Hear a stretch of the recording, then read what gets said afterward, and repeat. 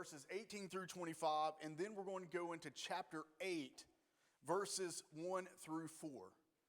But before we can do all that, we must back up so that we can keep everything in its proper context. Now, last week, we made our way through Isaiah chapter 7, verses 1 through 10. Now, just so we understand, this is a vision that God has given Isaiah. Everything that we're about to read tonight is a vision. It is something that has not happened yet. But we're going to back up again to make sure that we understand this story. Now we must remember Ahaz. Ahaz is the king over the southern region of Israel, also known as Judah. Now Ahaz is over this region. Isaiah, by way of God, is going to be sent to speak to Ahaz. Now what is the reason for Isaiah going to speak to Ahaz? Well, for us to understand this, we must know that when it comes to the Jewish people, they were not to rely on outside pagan armies. They were to rely on God and Him alone. He was their protector. He was their provider. But outside of Jerusalem, outside of the kingdoms, there was a place called Assyria. And Assyria was known for their powerful army. Now the kings, whether it be in the southern region of Israel or in the northern region, they were afraid of Assyria. So what ends up happening? The northern king ends up reaching out to Syria. So King Pekah, who is the king of the northern region, reaches out to Syria, which is a pagan land, to King Rezin. Now this should have never taken place. Pekah was to rely on God, not this foreign army. So Pekah and Rezin want King Ahaz in the southern region to join them. But Ahaz isn't going to do that.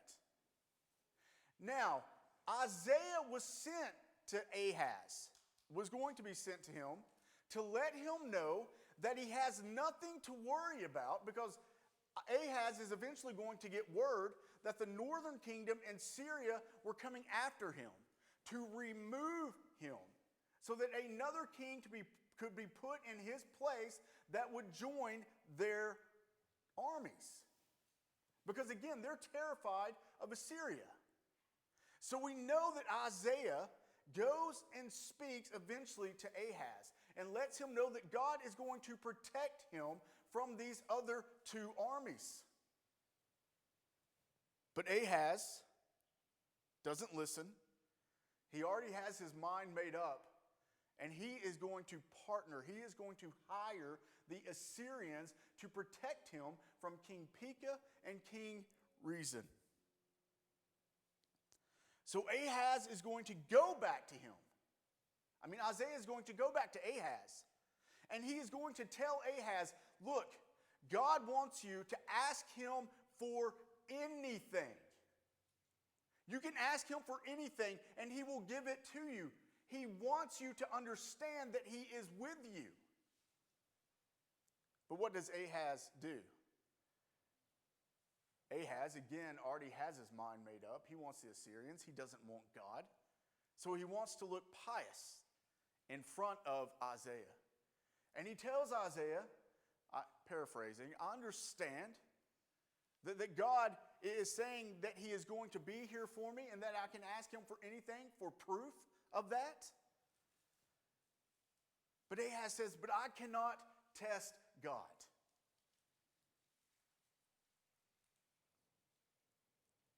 That's what Ahaz says. I cannot test God, yet here you are, disobeying a command from God? Because that's what God is telling Ahaz to do. To ask him for anything. But not only does Ahaz have to come across looking holy and pious, but he also flat out disobeys God by hiring the Assyrians. So God, through Isaiah, says, I will send you a sign, Ahaz.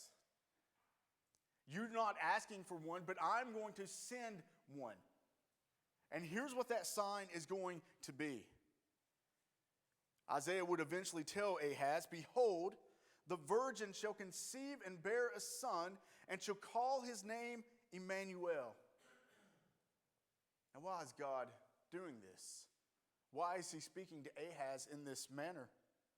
Because King Ahaz has tainted the house of David with his sin by rejecting God. However, God has already made a promise to the Israelites that the Messiah would come through the house of David. So even though King Ahaz has tainted that house, that does not stop God from fulfilling his promise, his plan that the Messiah was coming through the house of David, even though those very people rejected him that day.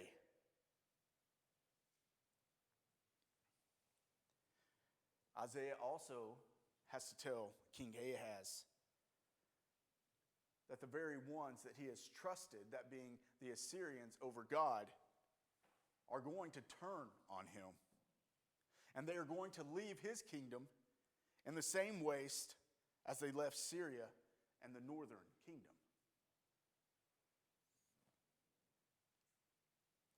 So all of this has taken place by way of the vision, but has not taken place yet. So here we are, Isaiah 7, verse 18. It would be here that Isaiah is still speaking to Ahaz. And he says, in that day the Lord will whistle for the fly that is at the end of the streams of Egypt, and for the bee that is in the land of Assyria. So we see, and it's made perfectly clear here, that the armies will be coming against the southern kingdom. And they'll be coming all the way from Egypt to Assyria. Now, here's something that I wanted to try and find out, because I just find it interesting that he says he'll whistle for the fly that is at the end of the streams of Egypt, and for the bee that is in the land of Assyria. Commentary after commentary I went through trying to find what these insects have to do with this certain region. And I couldn't find anything. So maybe what we are to understand when it comes to this verse is that the way these insects, when they swarm upon someone, that's exactly how these armies are going to do when it comes to Judah. They are going to swarm upon them, providing them no chance to escape nor to win that battle. Not only that, you guys know what it's like. If you got food on a hot summer day, you're sitting outside enjoying a burger, and one fly comes and lands, and you're like, okay, that's just one, then another one. And then you're like, okay, I'm going to go over here, try and hide from the flies, but they find you. You can't go anywhere without them invading your delicious hamburger meal. That's what it's going to be like for Judah. When God's wrath falls upon them, there's nowhere they can hide. There's nothing they can do. So the question may be asked then, well, when is this specific war going to happen? Because all this is in a vision. Well, we know that devastation comes upon Syria and Damascus in the year 732. We also know that Egypt defeats Judah, that being the southern kingdom, between 609 and 605. And we know that Isaiah was called to his ministry in the year 740. So it's not as if we know the specifics of all the wars and when they're going to take place, but we know of a few. And some of these wars don't just happen one time. God's wrath continues to fall upon them for long periods of time. So what we need to understand is not the exact dates of when these wars are going to happen. It's that they did happen. The prophecy was fulfilled. And why? Because King Ahaz refused God. God even sent him Isaiah. And Ahaz would rather put his faith in this pagan army than in God. And this is what's so difficult to grasp. Because the land of Jerusalem, that promised land that was given to the Israelites, God protected them. There were no foreign armies coming in and invading them. But we see that the Israelites, they became comfortable. They started looking to these foreign lands, and not only did they look to them, but they started bringing in their foreign gods. And their faith was shattered. So here we see God, because they did not hold their end of the bargain, their promise that was made, that if you followed his commands, he would protect them. So we see God removing that fence of protection around the land. Not only does he remove that fence, but he's going to send in the pagan armies to destroy his own. Because they rejected him. Now look at verse 19. And it says, "And they will all come and settle in the steep ravines and in the clefts of the rocks and on all the thorn bushes and on all the pastures." Now one would think that if people lived in this land, that they would have an upper hand when it came to a foreign army coming in to invade. But who is commanding this foreign army? It's God. This foreign army is going to have the upper hand. Why? Because it's God's wrath being brought, his perfect wrath.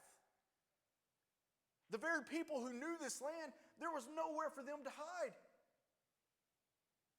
God has covered all the bases. And his destruction was coming, and it would be a perfect destruction. Now look in verse 20.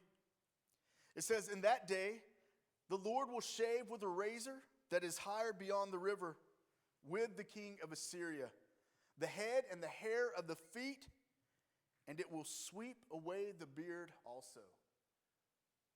Well, that's just strange. It's one of those verses that you read not once, not twice, maybe 3 times, and you still shake your head. But what's being said here? I believe what we're seeing is he's speaking of the Assyrian king. King Ahaz is going to hire Assyria, and it just so happens that Assyria is beyond the river. So Ahaz is reaching out to the enemy to protect him. And the razor that is in God's hand will turn upon Ahaz, and he'll use the Assyrians, that being God, to yield that razor. Now we know that during the ancient times, whenever a kingdom was seized, they would shave the captives' heads. They would humiliate them. But this was going beyond humiliation. For it says, "They will shave the hair of their feet and sweep away the beard also." That means they were leaving Judah with absolutely no honor whatsoever. Look at verse 21. I don't know what that word was that just came out. Verse 21. "And that day a man will keep alive a young cow and 2 sheep." Now if we recall at one time, Judah was flourishing with cattle. It was a place where the animals could just graze and roam. But after the Assyrians have their way with them, nothing will hardly be left. And what this is speaking on here is there's not going to be hardly any people in that region to where a young cow and 2 sheep will be enough for that person. Again, the land is going to be bare, flourishing at one time, but now there's hardly anything left. Verse 22 says, and because of the abundance of milk that they give, he will eat curds, for everyone who is left in the land will eat curds and honey. Again, there's so few people that the goats and the young cow will produce enough milk that man will allow some of it to sit. And what will that do? It will begin to curdle. Now the Judaites, what were they used to? Bread and wine. Again, their land was abundant at one time. But now all they're going to be left with, the ones who remain, curds and honey. But think about this. What is God doing? He is still providing for that small amount of people. That remnant. God is providing for them.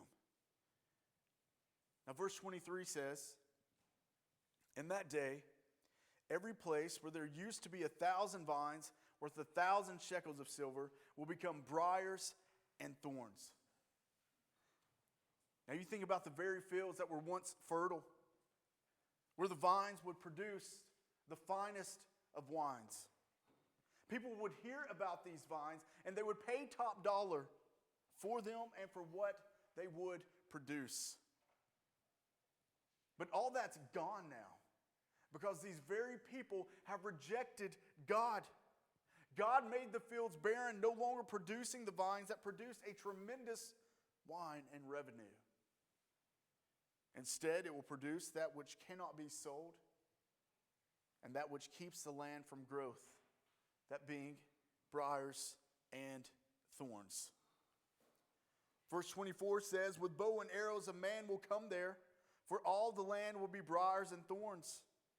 Again, there was a time where the Judaites wouldn't have to worry about carrying weapons to protect themselves. Why? God did that for them. God protected them. But that's no longer the case. Wild animals would now roam the lands, whereas before the walls would keep them out. But God removed that protective barrier by way of the Assyrians. In verse 25, and as for all the hills that used to be hoed with a hoe, you will not come there for fear of briars and thorns, but they will become a place where cattle are let loose and where sheep tread. Now, it seems as if everything is done, doesn't it? I mean, what's left for the land of Judah? Is it over? Is it finished? Has it been totally destroyed? Is it crushed? No. For what does it say? For it will once again be a place where cattle are let loose and sheep tread. Hope is not lost for the Judaites, for the remnant. His promise is still with them. And think about this cycle. It's still us today. However, we're not the Israelites. But you think about them. There's a period of time where they respect and worship God. And then what happens? They become comfortable. They become set in their ways. They begin to rely upon themselves. They look to other gods for faith. And his wrath comes upon them. And then there's another period of time where they return back to God. They're worshiping him once again. Their faith is in him. And then the same thing. Think about God, the Almighty Sovereign One, and how he puts up with us. Why? Only thing we can say about him is that he is a loving, gracious, and merciful God. Because there's no way that I could put up with us. And yet here he is, time and time again. Let's look at Isaiah chapter 8, Verse 1. Then the Lord said to me, take a large tablet and write on it in common characters belonging to Maher-shalal-hash-baz. Why is God saying this to Isaiah? God wanted his vision to be read by others. Now, we saw the same thing in the book of Habakkuk, that he was to write these words down. Now, this wouldn't have been on a scroll, but a piece of wood, a large, massive piece of wood, or maybe even some type of metal plate, so it would look like a placard to where the people could come and read this. Now, as far as the common characters, not really sure what that means other than just make it legible. Or this could have been a phrase that was used back then that we're not certain what it means today. But notice where it says belonging to Maher-shalal-hash-baz. His name means plunder speeds or spoils hasten. Now, we're not certain if this point in time was actually referring to the child's name or to the understanding of plunder speeds, spoils, hastens, which was what was going to happen to Syria and Damascus. That's what was going to happen to them. Their spoils were going to hasten, their plunder speeds. So this vision isn't just predicting the coming destruction of Syria and Israel, but also the birth of Isaiah's child. Now look at verse 2. And I will get reliable witnesses, Uriah the priest and Zechariah, the son of Jerebekiah, which is a beautiful name, to attest for me. So what's God doing? He's getting witnesses. When Isaiah is writing this down, there are going to be two witnesses watching him do this, pen out this vision. Now, why these two?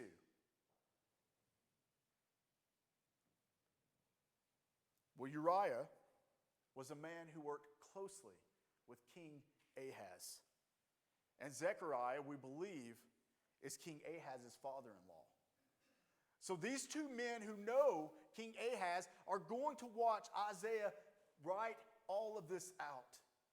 And you may be thinking, well, so what? I mean, we know the outcome.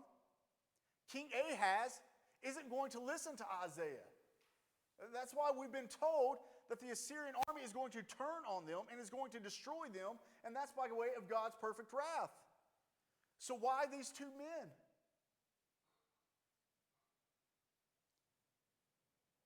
One thing that we're not certain of, not only these two men have a close relationship with King Ahaz, but who else might they have a close relationship with? Now, you think about them going out into the community and telling the others about what Isaiah has written. So we never know the means in which God is going to use to bring someone to him. Now we know King Ahaz isn't going to listen, but that was part of God's plan. And God was going to be glorified in destroying his own. Look at verse 3. And I went to the prophetess, and she conceived and bore a son. Now this is Isaiah, of course, speaking. Then the Lord said to me, call his name Maher-shalal-hash-baz. We're going to have to shorten that. Now, why is the prophetess, why is Isaiah's wife called the prophetess? Is she a prophet? It's a possibility, but more than likely, she was called a prophetess because Isaiah was a prophet. She would receive the title out of her husband out of respect. That's normally how that would work. So again, she gives birth to his son. God tells Isaiah the name. Now look at verse 4. For before the boy knows how to cry, my father, or my mother. The wealth of Damascus and the spoil of Samaria will be carried away before the king of Assyria. Now, we talked about this last week. And remember, this is why we talked about that there are certain prophecies that may have two fulfillments take place. And I believe that this was a partial fulfillment when we heard about the one that was going to be born. Isaiah's son was brought out specifically in this chapter. So we have this partial fulfillment, this understanding of the one who is to come that King Ahaz is going to know about. Because remember, we are told that God's wrath was going to come upon King Ahaz. So when King Ahaz hears about this boy being born, then we know that soon the wrath is coming for him. And it says here, this is speaking before the child cries out, my father or my mother. How old's a kid normally when they're able to say like mama or dad? 9, 10, 11 months old, something like that? Unless your kid's gifted, then it'll be a little bit sooner. But I think I was probably like 14 months.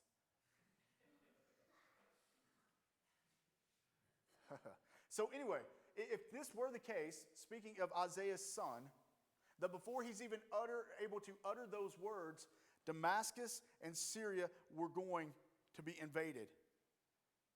So then this tells us that this child must have been born around 732, because we know that's when Damascus was destroyed. So here we have King Ahaz, hears about the child being born, and then Damascus being destroyed. And what is he thinking? The prophecy is real.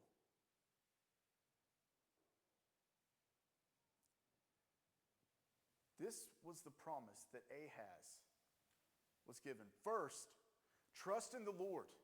He will protect you. Those two kingdoms aren't coming for you. But what does he do? He panics. His faith isn't in God, but in himself and in a foreign army. And this leads to what? God's wrath coming for them. Now we read about all this today, and we look at this and we say, well, Britt, that was somewhat of a decent history lesson, thanks. But what does this have to do? What does this mean for us today? It's quite simple. Ahaz was given warning after warning through a prophet. We today have been given warning after warning when it comes to the Word of God, whether it be preaching, teaching, reading ourselves. We have the entire Word.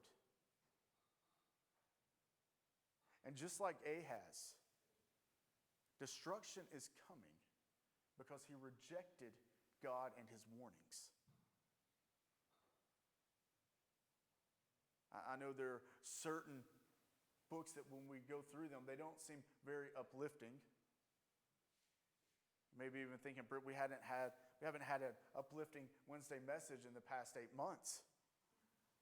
Well, what are you talking about? But church, this should be uplifting. And do you know why? Because we have the warning right before us. And if you're in here tonight hearing this and you believe this, this is the greatest news that you can hear. No, destruction isn't coming for you because of what Christ did.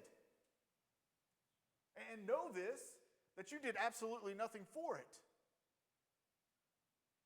However, because of you know about this destruction, what are you able to do? You are able to warn others who do not believe that yes, destruction is coming. If your faith is not in Christ, we know what's going to happen. And here you can warn others because God has rescued you. So although this doesn't sound like it's that uplifting, it is. Because you believe it. And you hold to it. Now go and do something about it.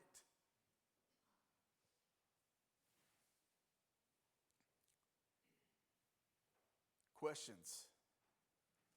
Comments?